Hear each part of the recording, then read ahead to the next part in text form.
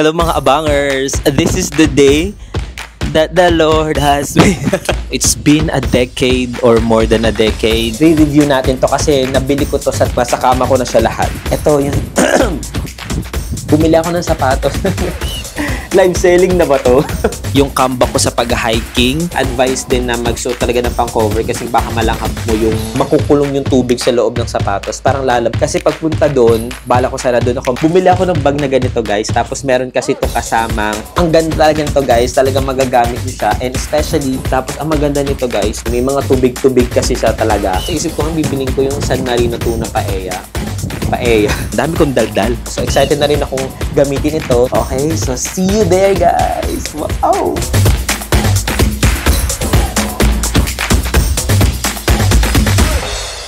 Hello, mga abangers. This is the day that the Lord has made. No, dito ako mag-i-intro sa loob ng kwarto ko kasi anong oras na ba? It's 11:34. Ngayong March 14 kasi March 15, Saturday, babalik ulit tayo mag-hike. Okay? So, it's been a decade or more than a decade simula nung nag-start ako mag-hike. Kasama yung mga tropa ko na hikers din. And now, I don't know. Kasi lagi rin naman sila nag-aaya na mag-hike, mag-camping, mag-activity. Pero hindi ako nakakasama kasi nga may mga commitment din. May mga commitment din kasi ako aside from the regular work na meron ako. So, ngayon, napag-decide ko na sumama and yung comeback ko sa pag-hiking, uumpisahan natin yan sa Mount Pinatubo. Okay? Kasi as I search din, itong Mount Pinatubo is for beginners. So, hindi ko masasabing beginners to kasi nga kailangan malaman. Mapuntahan muna natin siya para malaman natin kung beginners. Pero as I search for beginner talaga siya or beginners friendly yung Mount Pinatubo and may mga iba rin na nagsasabi doon sa vlog na napanood ko na hindi siya ganung hiking talaga, more on trekking daw siya. Kaya siguro yung mostly na mga videos na napapanood ko na pumupunta ng Mount Pinatubo is merong tungkod or meron silang stick habang nag-trekking sila. Siguro mahaba-habang lakaran ang nangyari kaya siguro merong ganun. Okay? So ngayon kaya ako dito sa kwarto ko nag-intro kasi gusto ko ipakita sa inyo guys kung ano ba yung mostly na dinadala ko whenever I do hike. Lalo na kung eto day hike lang naman. Tsaka kasi hindi ako ganun maraming dinadala kahit naman overnight hike ang pinupuntahan. So, mamaya kasi siguro mga 1 a.m. or 1:30 a.m. lalarga na ako papunta dun sa bahay ng tropa ko kung saan doon kami magme-meet up papunta na sa Mount Pinatubo. Kasi ang oras ng itinerary namin ng pag-alis doon sa bahay nila is 2 a.m. Okay, so yun. Okay, so hindi to vlog series. Hindi ko alam kung magiging vlog series or magkakaroon tayo ng second part or episode ng pag-akyat natin ng Mount Pinatubo. Pero as much as possible, kung kaya ko siyang i-shrink talaga into one episode, i-shrink natin siya. Kasi napaka-OA naman, 2 episode, isang bundok lang yun. So ngayon, pakita ko na sa inyo. Ang dami kong daldal. Wait lang. Ikabit ko pala muna to. So, let's go. So, ito na pala yung outfit ko din, guys. Ayan. So, naka-sandal lang ako na itim kahit hindi ko alam kung makikita ninyo dyan sa camera na medyo nagbabalat or namamalat na yung itim. Ay, kita nyo naman, di ba? Medyo, ayan. Kita-kita yung linya ng tan. Ito, itim talaga. Tapos dito medyo may pagka-white or maputi yun dito. Kasi last week, di ba, nag-swimming kami, family, sa Aqua Planet. And nakalimutan ko talaga mag-sunscreen. Sunblock or sunscreen. Ayan. Nakalimutan ko mag-sunblock sa katawan pero nakapag-sunscreen ako sa mukha. Kasi pagpunta doon, bala ko sana doon ako magsa-sunblock pero wala, tuloy-tuloy na nag-vlog na ako tapos nag-asikaso pa kaya hindi ko na naasikaso yung pagsa-sunblock. Kaya ayan ang resulta. May tan line tayo. Pero kasi gusto ko nakasando pag pumunta dun sa may Mount Pinatubo kasi as I search din kasi sa mga video na nakita ko, parang mainit talaga dun. Although, ito na, papakita ko sa inyo yung mga dadalhin ko. Nasa kama ko na siya lahat. Diba? So, ayun, nag-charge ako kung makikita ninyo. Siyempre, una-una sa lahat, dadala ko ng power bank. And then, ito, lagayin ko yan ng microphone ko. Ito, dito sa camera ko na DJI. And then, mga essentials. Okay? Ito, cover to ng camera ko. Kasama ko na yan dyan. Ito, hindi na ako magdadala ng mga, etong sunblock, gamit ko kasi Cetaphil kasi meron siya 118 plus SPF tas may UVA, UVB. Ito yung pang nilalagay ko sa katawan ko kasi light gel lang din siya. Okay, so hindi ko na to dadalhin kasi nakapaglagay na ako ngayon. Tapos, ito naman nilalagay ko sa mukha ko talaga, yung Belo Sun Expert Dewy Essence Sunscreen. So, hindi to mga sponsored, guys, ha. OA mo naman, may sponsor ka. Ayun, so ito naman, kaya Dewy Essence yung pinili ko kasi oily face kasi ako. Kaya ito yung parang recommended para sa skin ko. Tapos, meron na rin siyang SPF 50, ayan, PA+++. Ayan yung ginagamit ko. Pero ito, hindi na natin to dadalhin kasi nakapaglagay na ako niyan para hindi rin siya bulto doon sa bag ko. Kasi, guys, ito yung bag ko. Ayan. So, ito yung bag ko. Pang day hike lang siya. Bumili talaga ako ng bag, guys. Ayan. Mga abangers. Bumili ako ng bag na ganito, guys. Tapos, meron kasi itong kasamang, although hindi naman required na bumili nung kasama nito, pero bumili na rin ako. Kasi nga, di ba, nagja-jogging ako or nagra-running ako every week at least. Kaya, bumili ako nito kasi nga, nasira na yung bag ko na pagtakbo. Hindi ko alam kung napanood niyo sa last vlog episode ko lang na yun, nasira na siya kaya kailangan ko ng panibagong bag kasi guys, hindi ko kaya na wala akong dala kapag lumalabas. Maganda siya, backpack na siya. Tapos ito yung sinasabi kong kasama niya. Nilagyan ko na rin siya ng tubig. Ayan. Nakalimutan ko yung tawag dito. Basta, lagay nyo na lang dyan kung ano yung tawag dito. Nakalimutan ko yung tawag eh. Tapos, nilagyan ko na rin siya ng tubig. Tapos, ang maganda nito guys, 2 liters. Di ko alam kung makita nyo. Basta meron siyang makikita dito na kung ilang liters yung pwede nyo malagyan. Pwede siya malagyan hanggang more than 2 liters. Pero, nilagyan ko lang siya ng 2 liters. Tapos, ang kagandahan nito, ang hirap niya lagyan ng tubig. Pero, meron siya yung ganito yung bitbitan. Siguro, ignorante lang ako. Pero kasi, first time ko kasing bumili ng ganito or makagamit na ganito. Ganyan siya. Ganun habang nilalagyan siya ng tubig. Ayan, basta malalaman nyo naman pag bumili kayo ng ganyan. Ayan, so meron din siyang straw. Ayan, so ayan yung bag ko, maliit lang siya. Kaya konti lang talaga yung dadalhin ko. Tapos ito, yung water natin na 2 liters para at least hindi na ako bibili ng mga bottled water. Tapos, meron tayo ditong wet wipes in case, alam niyo na, pag tawagin tayo ng kalikasan, meron tayong pamunas. Ito, may facial wash talaga ako na nakalagay sa parang ganito siya. Pero, may nakita ako dun sa CR namin na Cetaphil na parang facial cleanser. And di ko alam kung facial cleanser to, pero gentle skin cleanser kasi nakalagay. So, ito na yung gagamitin ko sa muka tsaka sa katawan kasi wala akong dadalhing sabon. Tapos, meron ako dito mga shampoo. Ito yung shampoo na binigay nung nagbagyo kami. Nung nagbagyo kami, merong mga, di ba binibigay na shampoo tsaka sabon na pang solo-solo lang or pang one-time use. Ayan, dadala ko dalawa para in case na after nung Mount Pinatubo hike namin, is maligo kami sa baba or magkaroon kami ng side trip, di ba, magagamit ko dalawa. Ayan. Tapos meron akong toothbrush, syempre di mawawala yan para, di ba, makalinis ng natin, ng bunga, ng ipin natin. Pero wala ako ditong toothpaste kasi nga malaki yung toothpaste ko. Bibili na lang siguro ako sa convenience store ng toothpaste. So, ano pa ba? Tapos, meron tayo ditong cup. So, hindi naman required ang cup, pero since, ayun nga, baka mamaya kasi mainit or sobrang init dun, para at least meron tayong pang cover sa ulo or hanggang sa mukha. Kasi itong cup na to na pinili kong dalhin is malaki yung niya, yung parang ganito niya. Malaki. So, mako-cover kahit pa paano yung mukha natin. And then, isa pang cover ng mukha, ito. Maganda guys, magdala kayo ng ganito, ng mask or face mask or parang ganitong mask siya, yung nailalagay sa buong mukha. Wait lang. Ito guys, so magdala kayo ng ganito kasi hindi naman to required sa totoo lang. Pero kasi, mas maganda makover nyo talaga yung dito ninyo. Kahit makover lang yung ilong ninyo or kahit yung bibig ninyo. Kasi nga, kapag sumakay na ng 4x4, advice din na magsuot talaga ng pang-cover kasi baka malanghap mo yung buhangin or lahar. Ganun kasi nga, as we all know, Mount Pinatubo, di ba, pumutok siya noong 1991 nagkalat talaga yung mga lahar doon sa Mount Pinatubo. Lalo na doon sa mga malalapit na lugar lang nagkalat talaga. Magko 4x4 pa tayo. So, alam mo na talagang mabuhangin or maalikabok yun. Maalikabok yung dadaanan. So, kailangan ng ganito. Lagay na natin siya ngayon. Para pagdating natin doon, hindi na tayo magsusuot ng ganito. Ganito siya guys. Nilalagay lang muna siya sa leeg for the meantime. Tapos kapag kailangan mo na siyang gamitin or takpan, lalagay mo lang dyan. Yan, ganyan.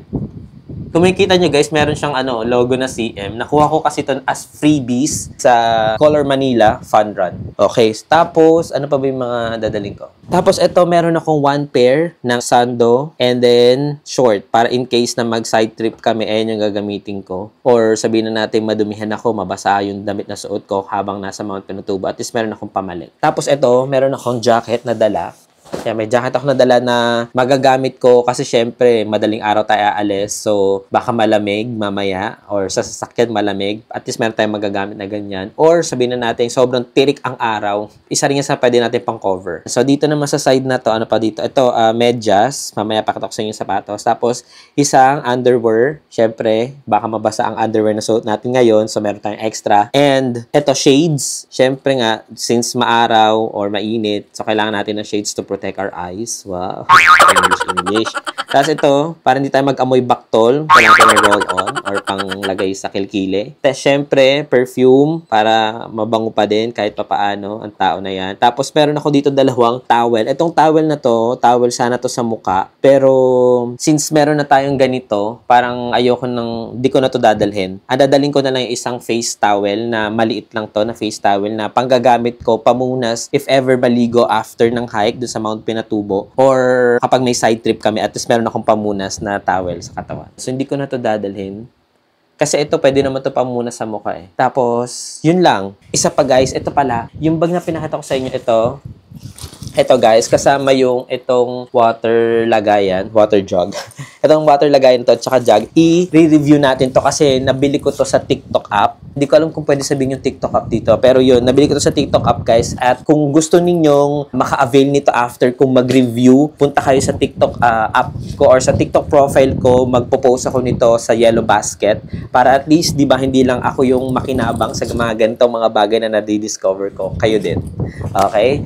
And also guys, pakita ko lang din sa inyo, hindi ko nasabi nung last vlog ko sa may Aqua Planet, yung ginamit ko na aqua shoes. Ito, nandito siya. Ito, sobrang ganda nitong aqua shoes guys.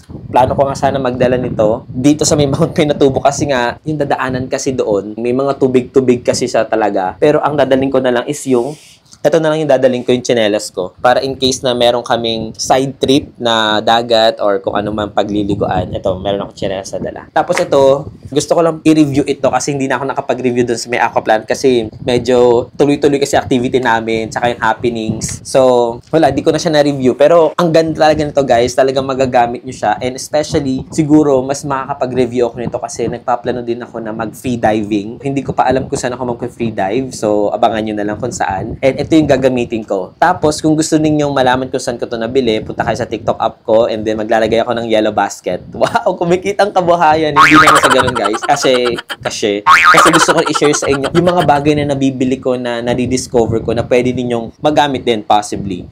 Ayan, so puntahan nyo lang ako sa TikTok app and then Yellow Basket. Tapos, ano pa ba? Ito na nga, guys, yung sapatos nga. Kasi syempre meron tayong medyas. So, ito yung... Bumili ako ng sapatos. Live selling na ba to? Kaya bumili ako ng sapatos sa TikTok app din. Kasi, alam nyo guys, kung bakit ako laging bili ng mga kung ano-ano sa TikTok app. Kasi guys, ang mura lang niya. Tapos, hindi na ako mahihirapan pumili. Hindi na ako mahihirapan mamasahe, lumabas, maglaan ng oras sa ganito. Doon na sa cellphone, di ba mag-browse-browse ka lang ng mga gamit na gusto mong bilhin. And 2025 na, kaya siguro, mostly talaga ng mga consumer ngayon, online na sila bumibili. Kahit mismo grocery, online na din. Hindi naman sa sinasabi kong huwag kayo lumabas ng bahay. It's just that, napaka-ano lang kasi niya, parang convenient, napaka-convenient kasi kapag online ka bumili. And eto na nga. So, eto bumili ako, Camel Crown. So, ang kagandahan nito guys, ang ganda ng box nito. Pero iba na kasi yung nakalagay doon. Dahil meron akong lagayan ng mga sapatos. Ayun. May lagayan ako ng mga sapatos doon. Tapos, itong Camel Crown na sapatos na bagong bili ko, doon ko siya nilagay. Pero pakita ko sa inyo guys, yung box nito, ang ganda. Pwede siyang ito, yung box niya, ang ganda ng box niya. Parang ano talaga, 'di ba? Kala mo talaga tatapatan ang Nike, ang World Balance, New Balance, parang Puma, ganun, Nike. Parang tatapat. Ang ganda ng box kasi niya, pero iba na kasi nakalagay dito. Yung boots ko ang nakalagay diyan, pero ang ganda kasi ng box niya. Parang parang tanga. Di, ang ganda, parang pwede mo siyang gamitin talaga. Tapos, ito na nga, ang daming sinasabi. Diretso na tayo sa main topic natin, yung sapatos. Kaya ako bumili din guys ng sapatos kasi nga, di ba, nagja-jogging ako, nagra-running ako, kaya napagtripan ko na bumili ng mga sapatos kasi mostly talaga yung ginagamit ko sapatos ko is pang basketball. Ito guys, tingnan nyo naman.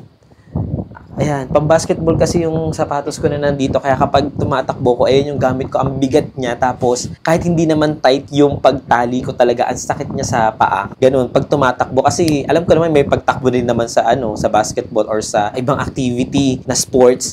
Pero kasi, ang running at jogging talaga, hindi naman mostly, talagang 100% pagtakbo siya. So, kailangan talaga yung sapatos na gagamitin mo is yung comfy. Tapos, ang gaan kasi nito, yung nabili ko, bukod sa mura, magaan siya. So, perfect na perfect to. Hindi lang sa pan-jogging or running. Perfect din talaga to pang hiking.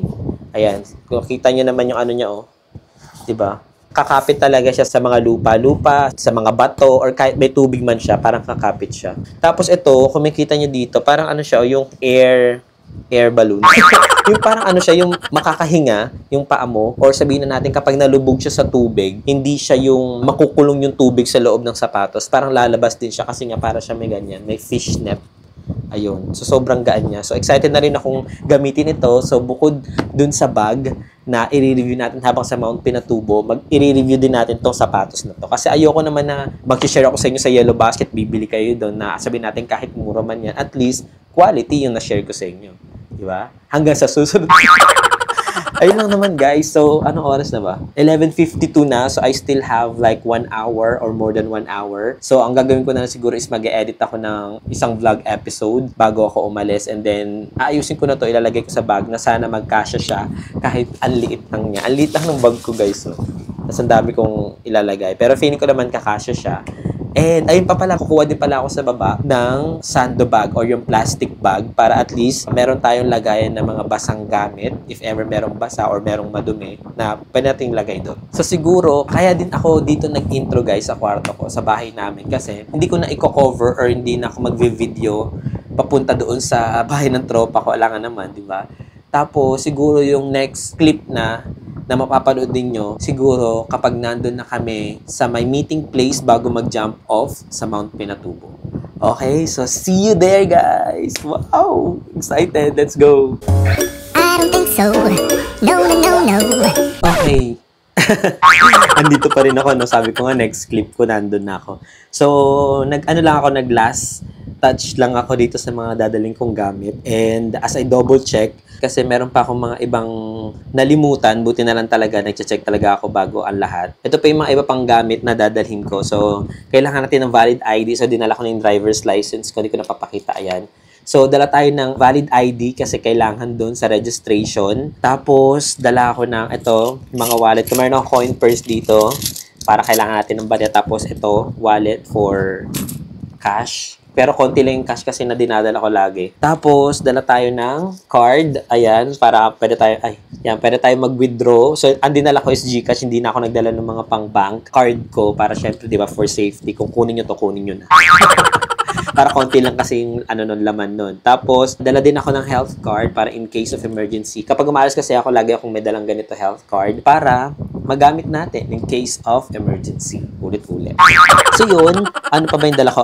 Itong pang singhot-singhot ko, ayan, yung inhaler na mint kasi medyo may times kasi na may hiluhin ako, sumasakit yung ulo ko, at least meron akong ganito. Tapos, hindi na mawala yung nail cutter ko. Guys, hindi ko alam guys kung ako lang Kaya ako guys may nail cutter. Alam din yan ng mga ka-office mate ko. Kasi yung daliri ko dito, hindi ko alam kung nakikita ninyo. Yung daliri ko kasi, nagkakaroon siya nung sobrang balat. Tapos, ang mannerism ko pa naman, kinakagat ko siyang ganyan. Tapos may times na kapag nanggigigil ako, ginagan ko siya. Tapos, nagsusugat siya. So, sabi ng mga friends ko or office mate ko na dahil daw stress, hindi ko alam kung ano scientific reason bakit nagkakaroon tayo ng sobrang balat dyan. Kasi stress ba or pagod dahil panggabi yung pasok ko o yung trabaho ko. Wait lang. Yan, para kita nyo. Ayan, so basta lagi ako may dalang nail cutter para dito sa may balat. And ano pa ba dala ko? May dala akong toothpick. Nakalagay na siya dyan para madaling kunin. And then, bukod sa toothbrush natin na walang toothpaste, bibili na lang sa convenience store. Meron tayong one-time use na mouthwash. Tapos, ano pa? Ito, nagdala ako from 7-Eleven spork. Kasi nga, hindi ko alam kung merong spork dun sa convenience store na pagbibilhan. Diba? At least meron tayong spork dito na magagamit ko pag magla-lunch tayo. Kasi guys, aabutan tayo ng lunch time sa Mount Pinatubo. Kaya, bibili ako ng siguro. Nasa isip ko nga, bibiling ko yung San Marino tuna paella. Yun, yung San Marino tuna paella na, yun yung lagi ko talagang go-to, di lang affordable kasi may kanin kasi yun guys, kaya kapag yun yung dala ko, parang napaka-convenient niyang kainin. Bubuksan mo lang, tsaka easy open can. Easy open can siya, yung gagawin tapos kain na, tapos lagay mo sa lagay mo sa bag, tapos tap mo sa basurahan kapag may basurahan na. Ganun lang siya, napakadali. Pero parang ang hirap na niyang hanapin ngayon. Wow, ang hirap hanapin, dami alam. Yun, wala na kasi ako makita na napuntahan ko 7-Eleven, Mercury Drugstore, tapos meron akong mini convenience store na napuntahan, wala akong nakitang ganun. So, siguro ang magiging lunch ko na lang is any tuna can, tapos bread na lang siguro. Wow, diet. Siguro gano'n na lang yung ko magiging lunch ko kasi kung wala akong mahanap na tuna paella. Yun lang naman ang dinagdag ko. And kasi nagsasapatos na rin ako tapos nagliligpit na rin dahil anong oras na? 12:04. 12:04 na, so 1 hour na lang. Aalis na ako. Siguro mga 1.5 hours. Ayan. So, hihinaan ko na yung boses ko, guys. Naka-microphone naman ako kasi may mga kapitbahay tayo dito na nag-toad na sila.